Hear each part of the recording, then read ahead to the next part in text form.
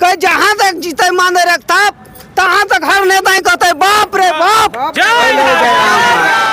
किसको देखना चाहते हैं आप? देखना चाहते हैं मतलब आ रहे हैं मिस्टर जयराम महतो टाइगर आ रहे हैं। कोई नहीं रोक सकता है उसको। कैसे इतना कॉन्फिडेंस से कैसे आप बोल सकते हैं? कॉन्फिडेंस की में क्योंकि हम लोग में हेमंत सोरेन और मोदी की जरूरत नहीं है, यहाँ भगत सिंह की जरूरत है, यहाँ भगत सिंह की जरूरत है। राजनीतिक में इन्वॉल्व करने का काम किया है और इसके जो शब्द होते हैं ना यहाँ उतरता है क्योंकि ये इंसान हमारे झारखंड के यदि मुख्यमंत्री बन गए तो ये इंसान है कि इस झारखंड को कल्याण करेंगे। 2 साल पहले आप मुख्यमंत्री रह चुके हैं, 2 साल मुख्यमंत्री काल में आप आदिवासी जमीन को वापस काहे नहीं किए, है ना? तो जब 2 साल मुख्यमंत्री रहे तब आप नहीं किए आदिवासी जमीन को वापस, तो क्या गारंटी है जो अगला 5 साल में आप करेंगे? हेमंत सोरेन आदिवासी हैं, जी हाँ। आप भी आदिवासी हैं, जी हाँ। आपका ही जाति से सीएम चेहरा है, जी हाँ, फिर भी आज हेमंत सोरेन को आप लोग क्यों नाम नहीं ले रहे हैं? हाँ, अब ये मैं बता रहा हूँ। ठीक, इस वक्त हम टुंडी विधानसभा में हैं और ये राजगंज हाई स्कूल की धरती है जहां पे कल बदलाव संकल्प महासभा का आयोजन होना है और टाइगर जयराम जी जो जेबीकेएसएस के केंद्रीय अध्यक्ष हैं अपने विचारों को रखेंगे। लगभग 3 महीने से ये जो कार्यक्रम है उसकी तैयारी कर रहे थे लगातार, और ख़ास करके मैं एक दादा से मिलाना चाहता हूँ जो पिछले 1 महीने से इस कार्यक्रम को सफल करने के लिए लगातार प्रचार प्रसार गांव-गांव जाकर प्रचार प्रसार किए हैं। और ख़ास करके एक और चीज़ मैं बताऊं तो एक आदिवासी चेहरा है जो टुंडी विधानसभा से लगातार जेबीकेएसएस को सपोर्ट कर रहे हैं। दादा, सबसे पहले क्या नाम हुआ आपका? जोहार। गोपाल टुडू। लगातार आप 1 महीने से जी इस कार्यक्रम का आयोजन को सफल करने के लिए लगातार काम कर रहे थे, क्या कुछ कहना चाहेंगे आप? बताइए। हाँ, हम कहना यही चाहेंगे कि आज जयराम दादा कल, है ना, जयराम दादा इस पावन धरती पर आने वाले हैं, इस पावन धरती पर अपना कार्यक्रम को रखने वाले हैं। ये जो एक भी ऐसा वीर सपूत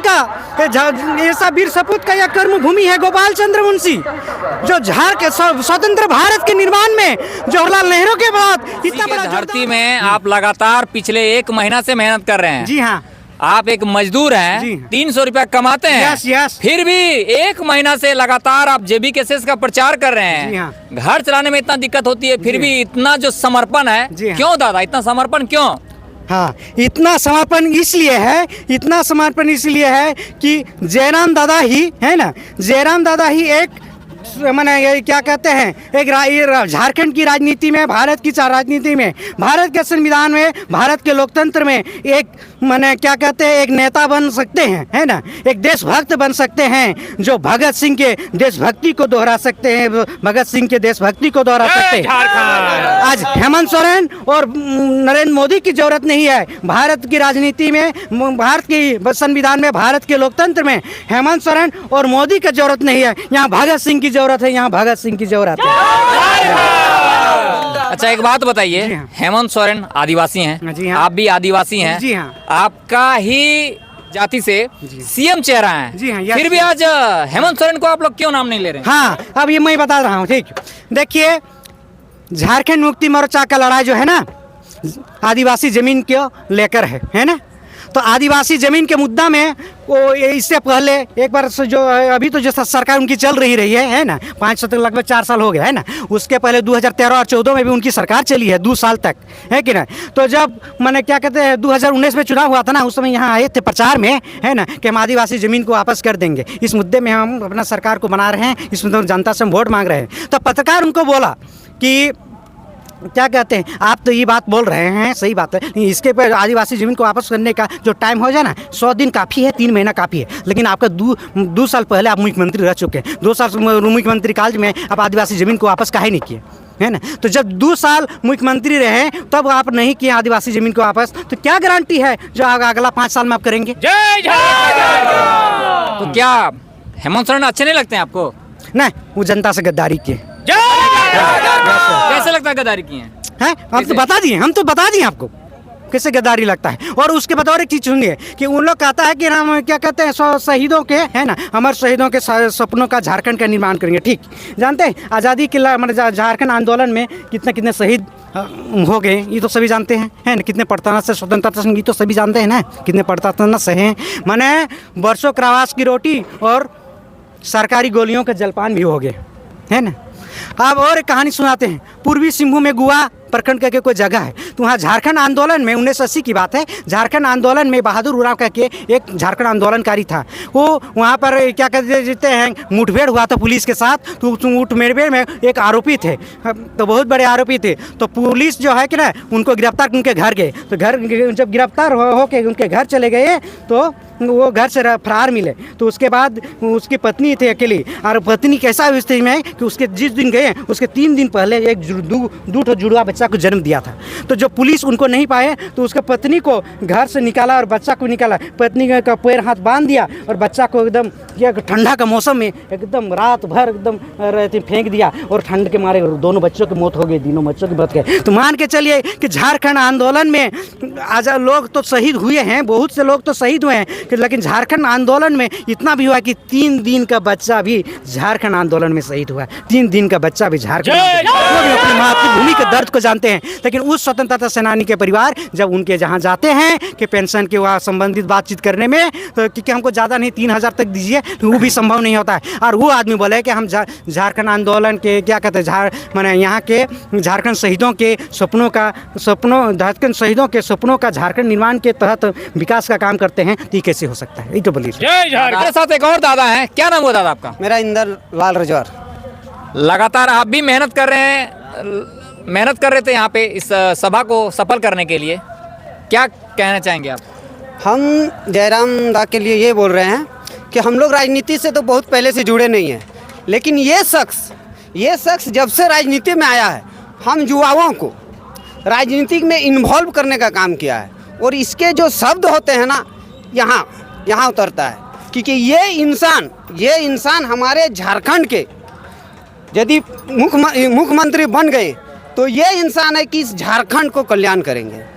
और अभी ये ओपन चैलेंज करते हैं, कोई भी पार्टी का नेता रहे, कोई भी पार्टी का, कि झारखंड के लिए मेरे सामने आके तुम संवैधानिक तौर पर बहस करो या डिबेट करो, और हमको इस डिबेट पे आप झारखंड के लिए हरा दीजिए तो मैं राजनीति छोड़ दूंगा।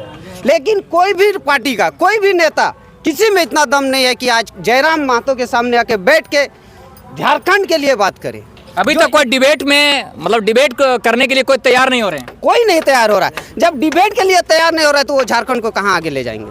अच्छा, अब तक में जितने भी सीएम बने हैं, किस सीएम चेहरे को आप अच्छे से, मतलब किसको अच्छा लगता है आपको? कौन सा सीएम अच्छा लगा? देखिए, झारखंड के जो भी सीएम बने हैं ना, सिर्फ लूटने के लिए बने हैं। एक भी ऐसा कोई सीएम नहीं है कि मेरा झारखंड को झारखंड की तरफ ले जाए। हेमंत सोरेन कैसे लगे? देखिए, हेमंत सोरेन का बात नहीं है। झारखंड का हम जो भी सीएम है, कोई ऐसा कुछ काम नहीं किया कि मेरा झारखंड को झारखंड की तरफ ले जाए। तो क्या लग रहा है 24 में किसको देखना चाहते हैं आप? देखना चाहते हैं मतलब आ रहे हैं मिस्टर जयराम महतो टाइगर आ रहे हैं। कोई नहीं रोक सकता है उसको। कैसे इतना कॉन्फिडेंस से कैसे आप बोल सकते हैं? कॉन्फिडेंस की नहीं, क्योंकि हम लोग आदमी के पास जा रहे हैं, गांव में, देहात में या शहर में, लेडीज के पास, जेंट्स के पास, लेकिन सिर्फ एक नाम है। अच्छा, आपको ये पता है कि सीएम बनाने के लिए 42 को विधायक चाहिए?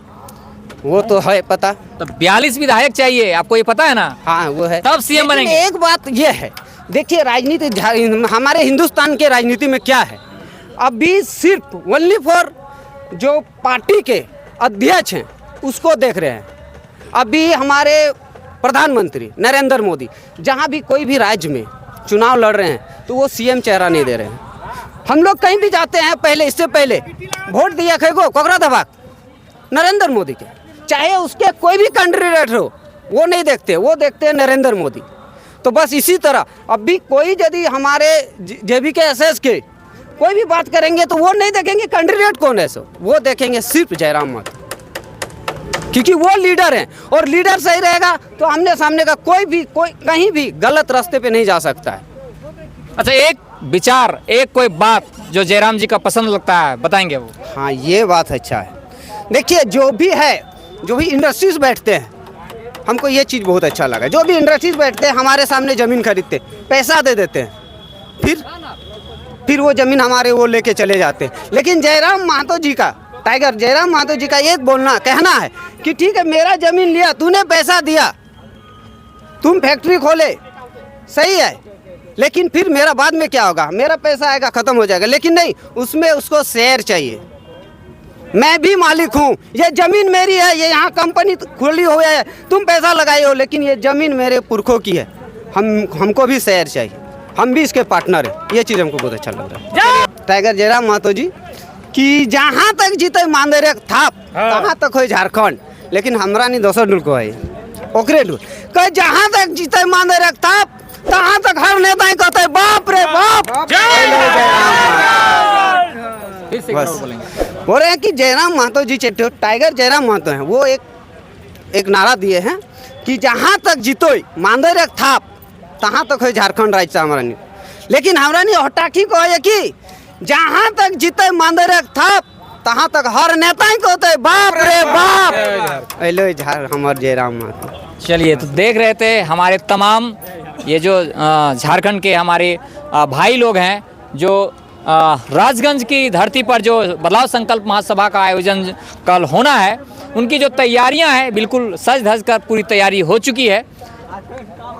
तमाम 20,000 से ऊपर की संख्या में लोग जुड़ने वाले हैं और ये जो आप फील्ड देख रहे हैं लबालब, कल का जो फील्ड है पूरा कार्यक्रम से भर जाएगा, लोग इतने आएंगे। कल का आयोजन का जो भी कार्यक्रम का जो भी वीडियो विजुअल्स है मैं आप तक पहुंचाऊंगा। वीडियो कैसा लगा जरूर कमेंट करके बताएं। मिलेंगे अगले वीडियो में, तब तक के लिए इजाज़त दीजिए। जय हिंद, जय झारखंड।